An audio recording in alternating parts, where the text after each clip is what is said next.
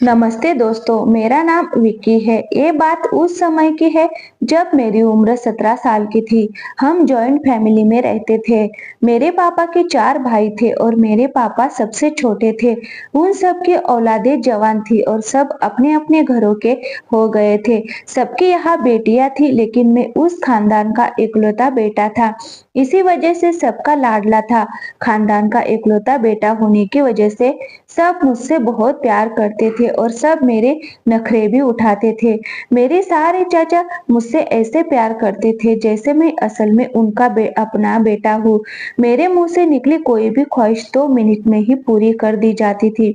पर उस घर में एक ही ऐसा इंसान था जिसने मेरे साथ फिलहाल तो क्या, आज तक मुझसे प्यार से बात तक नहीं की थी, जिसने मुझे कभी प्यार भरी नजरों से भी नहीं देखा था, जो मेरा इतना ख्याल भी नहीं रखती थी जितना ख्याल रखना मेरे लिए उनका हक बनता था।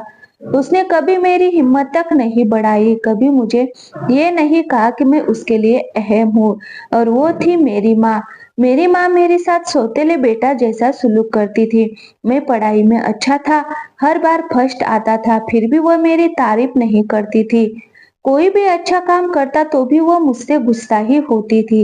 पापा भी अक्सर उनको समझाते थे कि ऐसा क्यों करती हो। सब रिश्तेदार भी कहते कि इस औरत को अपने बेटे की कदर ही नहीं है। एक दिन मेरी माँ ने तंग आकर सबके सामने कह दिया कि हाँ, मैं एक बेटे की माँ हूँ, तो क्या करूँ, इसमें कौन सी बड़ी बात है। तुम लोगों के घर में सिर्फ बेटियां हैं, इसीलिए तुम्हारे लिए ये बात बड़ी होगी। मेरे लिए कोई बड़ी बात नहीं है। तुम लोगों को इतना एहसास है तो तुम कर लिया करो इसकी फिक्र, लेकिन मुझे मेरे हाल पर छोड़ दो। मैंने आज तक अपनी माँ से कोई बदतमीजी नहीं की थी, उसके हुक्म के खिलाफ जाकर कोई काम नहीं किया था। फिर भी उसका रवैया मेरे साथ ऐसा क्यों था, मेरी ये बात बिल्कुल भी समझ में नहीं आती थी। मुझे ये भी पता चला कि एक बार मेरे पापा ने मेरी माँ से जबरदस्ती डाइवोर्स भी ले ली थी, लेकिन फिर उन्होंने दोबारा शादी की थी। माँ ने मुझे इस बात की वजह तक नहीं बताई, वो मुझसे अपने दुख तक नहीं बांटती थी। पर वह तो मेरी माँ थी, मैं फिर भी उनसे मोहब्बत करता था। एक चाची का रवैया भी उसके साथ बहुत ज्यादा बुरा था, लेकिन वह तो सबके साथ ही ऐसी थी और हम जानते थे कि वह ही ऐसी। लेकिन मेरी माँ मेरे कजन्स के साथ अच्छे से पेश आती थी, पर मैं उनका अपना बेटा था, लेकिन मुझसे प्यार नहीं करती थी। मैं उनकी मोहब्बत के लिए तरसता रहता था। इसके अलावा हर रात मेरी माँ मुझे एक जहर जैसा कड़वा शरबत पिलाती थी। ये काम वो मेरे बचपन से कर रही थी, उन्होंने एक दिन भी नागा नहीं की थी। पहले मैं छोटा था, उनकी बात मान लेता था, पर मुझे उनका ये रवैया बिल्कुल भी समझ नहीं आता था कि आखिर वह मुझको ये शरबत क्यों पिलाती थी। बस यही एक काम था जो वो मेरे लिए करती थी, और रात को मेरे कमरे में मेरे लिए वह शरबत लेकर आया करती थी और उस वक्त तक मेरे पास ही बैठी रहती थी जब तक मैं उस शरबत को पी नहीं लेता। एक दिन वह शरबत पीने से मेरी तबीयत बहुत खराब हो गई। रात को मेरे पेट में बहुत दर्द हुआ, सारा घर बहुत परेशान हो गया और मुझे रात को ही डॉक्टर के पास ले जाया गया।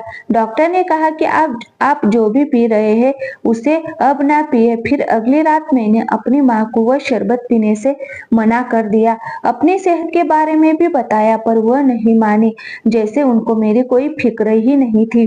क्या वह नहीं जानती थी कि मैं रात ही अस्पताल से वापस आया हूँ। यहाँ तक कि मैंने अपनी माँ को साफ साफ मना कर दिया था कि मुझे इस तरह की कोई चीज नहीं पीनी है, पर उनको मेरी जरा भी फिक्र नहीं थी। सिर्फ इतनी फिक्र थी कि बस मैं किसी तरह वह जहर जैसा शरबत पी लूं। आज पहली बार मैंने ये शरबत पीने से मना किया था।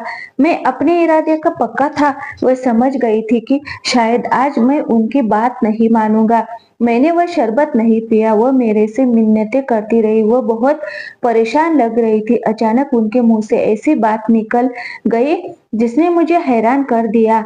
उन्होंने इतना ही कहा कि अगर मैंने वह शरबत नहीं पिया तो गजब हो जाएगा, तुम प्लीज ये शरबत पी लो। अगर तुमने ये शरबत नहीं पिया तो कयामत आ जाएगी, कुछ ऐसा हो जाएगा जो मैं तुम्हें बता नहीं सकती, बस तुम मेरी बात मान लो। पर मैं नहीं माना। वह रोते हुए मेरी कमरे से चली गई। आज मुझे उनके रोने की भी कोई परवाह नहीं हुई, बल्कि मैं तो ये सोच रहा था कि इनको अपनी जिद बदलनी होगी। फिर मैं सुकून से सो गया और सुबह एक बुरी खबर के साथ मेरी आँख खुली और वो बुरी खबर सुनकर मेरे पैरों तले नीचे से ज़मीन निकल गई।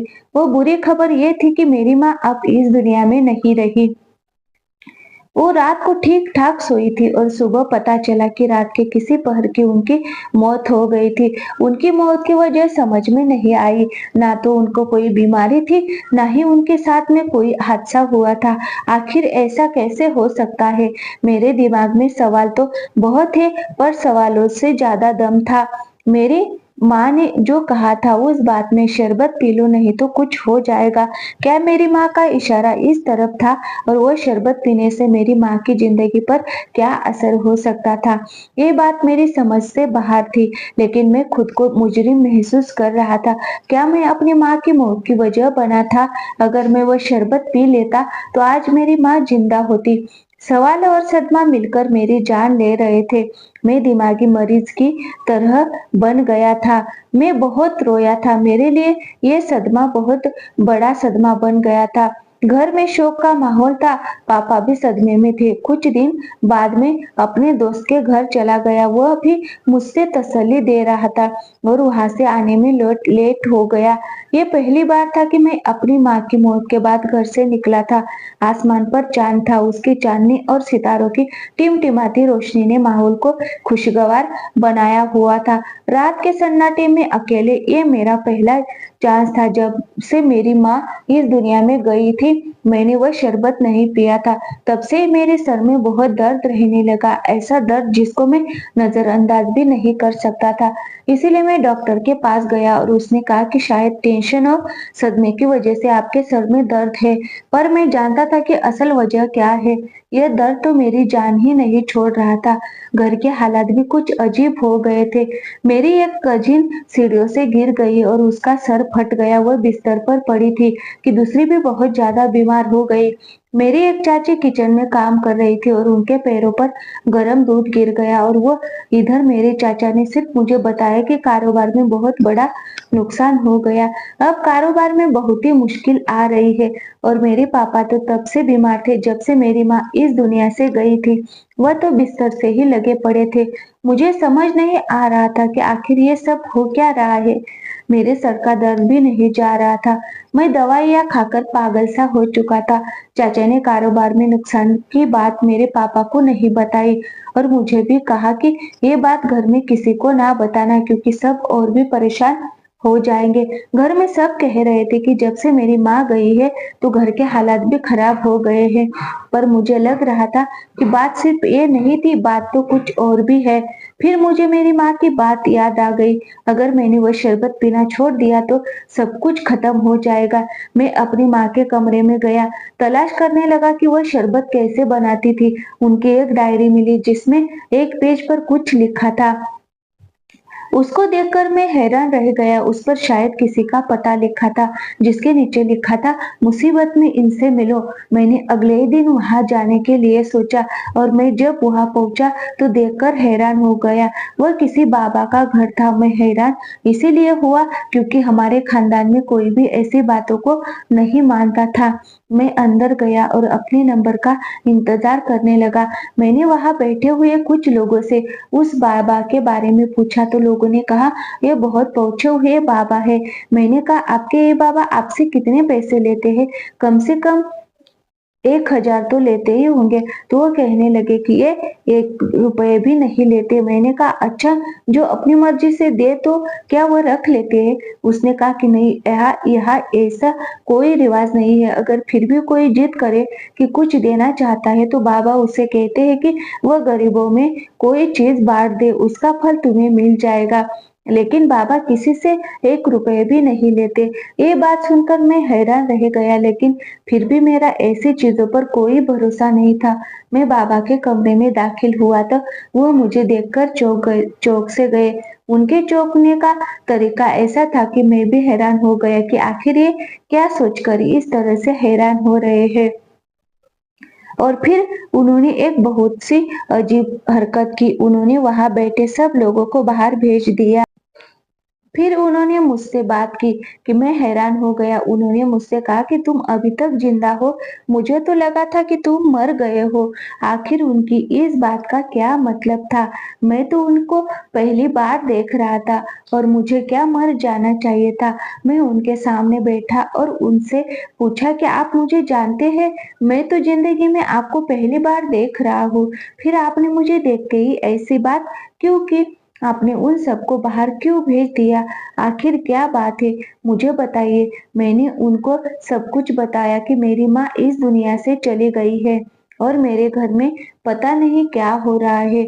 सब कुछ तबाह होता जा रहा है, कारोबार भी तबाह होते जा रहा है, घर के लोग भी बीमार है, मेरे सर में भी हर वक्त दर्द रहता है। फिर उन्होंने मुझे ऐसी बात बताई जिसको सुनकर मैं हैरान रह गया।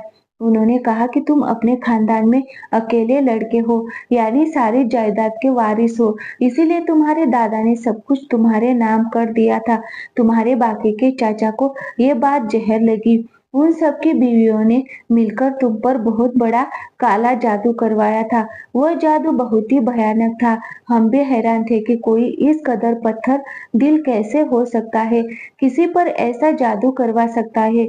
इस जादू की वजह से तुम बस 2-3 महीने ही जी पाते, पर तुम्हारी माँ जो एक अच्छी दिल वाली औरत थी, उसको सब कुछ पता चल गया था। उसने तुम्हारे बाप को बताया तो उनमें झगड़ा हो गया और तुम्हारे बाप ने गुस्से में आकर तुम्हारी माँ को डाइवोर्स भी दे दी थी। जब तुम्हारे बाप को अपनी गलती का एहसास हुआ तो उन्होंने तुम्हारी माँ से दोबारा शादी कर ली।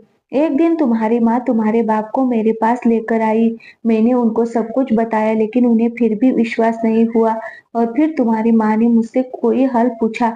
तब से मैं तुम्हारी माँ को जानता हूँ। मुझे तुम्हारी माँ की बात का यकीन था। मैंने उस जादू का तोड़ तो किया पर वह जादू बहुत ताकतवर था। ये जादू सिर्फ तुम पर जब तक ही असर करेगा जब तक तुम 18 साल के नहीं हो जाते। लेकिन तब तक तुम्हें वो रोज मंत्र वाली जड़ी बूटी वाला शरबत पीना था। ये जड़ी बूटी वह मुझसे ही ले जाती थी और तुमने वह नहीं पिया।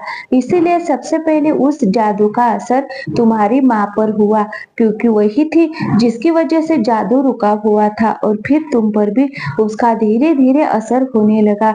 मैंने हैरान होकर पूछा कि ये जादू मुझ पर मेरी चाची ने करवाया है, तो फिर उन पर भी मुसीबतें क्यों आ रही है? तो बाबा ने बताया क्योंकि अब ये जादू खत्म होने वाला है, इसीलिए उन लोगों पर भी इसका असर हो रहा है। अभी तुम्हारे 18 साल होने में 1 महीना और बाकी है। बस तब तक तुम वो शरबत पीते रहो और उसके बाद उस जादू का असर खत्म हो जाएगा। तुम्हारी माँ तो अब वापस नहीं आ सकती, पर शायद तुम्हारी जान बच जाएगी। वो इसीलिए तुम पर सख्ती करती थी ताकि तुम उससे डर कर रहो और उसकी बात मानो, वरना वह तुम्हें रोज ऐसा कड़वट शरबत पीने पर मजबूर क्यों करती? फिर जब मैं वहां से वापस आया तो मैं बहुत दुखी था। मैंने अपनी जिद में आकर अपनी माँ को खो दिया। एक बार भी नहीं सोच सकता था कि माँ तो माँ होती है, उसकी मोहब्बत कभी कम हो ही नहीं सकती। मैंने अपने पापा को ये सब बताया लेकिन मेरे पापा अभी भी ये बात मानने को तैयार ही नहीं थे कि उनका खानदान ऐसा कर सकता है। उनका कहना था कि तुम्हें इतनी मोहब्बत मैंने नहीं की जितनी मोहब्बत मेरे भाइयों और उनकी पत्नियों ने की है, और मेरा उनके लिए बस यही कहना था कि उनकी मोहब्बत के पीछे असल में उनका एक मकसद छिपा हुआ था। आपने मेरी माँ की बात नहीं मानी, यहाँ तक कि उनको एक दफा डाइवोर्स भी दे डाली, सिर्फ अपने खानदान वालों के लिए। आप क्यों नहीं समझ रहे हो मेरी बात को? मेरी माँ सच कह रही थी। मैंने भी उन सारी चीजों को महसूस किया है। मैं कोई छोटा बच्चा नहीं हूँ। मेरे पापा ने मेरी कोई बात ना मानी। मैंने अपनी माँ की वह डायरी अपने पास रख ली और उसमें ये भी लिखा था कि तुम्हारे पापा ये बात भी नहीं मानेंगे क्योंकि वह अभी भी इस जादू के असर में है। इसीलिए मैंने अपने पापा को उनके हाल पर छोड़ दिया। अब मैं उस बाबा से ढेर सारी जड़ी बूटी ले आया और घर में बैठकर अपने लिए खुद ही शरबत बनाने लगा। फिर मैं ये भी सोचने लगा कि इस शरबत को बनाने में कितनी मेहनत लग रही है और ये काम छुप कर भी करना पड़ रहा है। तो मेरी माँ ने सब घर वालों से छुपकर मेरी जान बचाने की खातिर क्या कुछ नहीं किया, और मैंने जाते जाते भी उनसे बदतमीजी कर दी। ये शिकवा मुझे मेरी खुद से सारी जिंदगी रहेगा। मैंने 1 महीने तक वो और 18 साल का होने के बाद शहर छोड़कर मुंबई चला गया। जाने से पहले मैंने अपने सब घरवालों को कहा कि मैं आपकी झूठी मोहब्बत को आपकी सच्ची मोहब्बत समझ रहा था। आप सबने मेरे साथ जो किया है उसका मकसद ना काम हो गया। सिर्फ मेरी माँ की वजह से मेरी माँ वापस आ नहीं सकती, लेकिन मैं आप लोगों को कभी माफ नहीं करूँगा। मैंने वो घर छोड़ दिया और मुंबई में रहने लगा। बहुत ही मेहनत से पढ़ाई की, अपना घर बनाया और फिर एक होटल बनाया जिसको अपनी माँ का नाम दिया। इस बात का मुझे बहुत दुख था कि मेरे पापा मेरे साथ नहीं आए। मेरे पापा को भी अब दौलत से कोई मतलब नहीं था और मुझे भी नहीं चाहिए थी मेरी खानदानी दौलत, जिसने मेरे अपनों को ही मेरा दुश्मन बना दिया। मैं खुद को बहुत खुशनसीब समझता था। मुझे क्या पता था कि मेरे घरवालों की मोहब्बत के पीछे नफरत भरी पड़ी है। सलाम है मेरी माँ को जिसने सारी जिंदगी इस राज को राज रखा। इसलिए वो दुनिया से चली गई। तो दोस्तों, कैसी लगी कहानी? अच्छी लगी हो तो वीडियो को लाइक और चैनल को सब्सक्राइब जरूर कीजिएगा। Thank you.